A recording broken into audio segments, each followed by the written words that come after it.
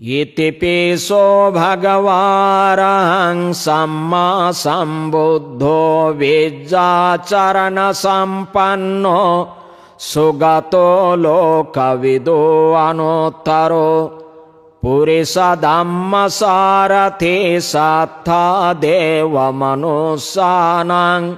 बुद्धो भगवाति स्वाख्यातो भगवता धम्मो सन्धिठिको अकालिको ये हि पाशिको वोपनायिको पाचतं वेदितव्यो वियूयेते सुपटिपन्नो भगवतो सावकसंघो उजुपटिपन्नो भगवतो सावकसंघो न्यायपटिपन्नो भगवतो सावकसंघो सामीचिपटिपन्नो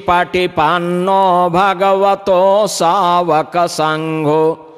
यदिदं चत्वारि पुरुषयुगानि अट्ठपुरुषपुग्गलाये स भगवतो सावकसंघो आहुनेयो पाहुनेयो दाक्षिणेयो अंजलिकरणीयो अनुत्तरं पुयाख्येतं लोकसाथि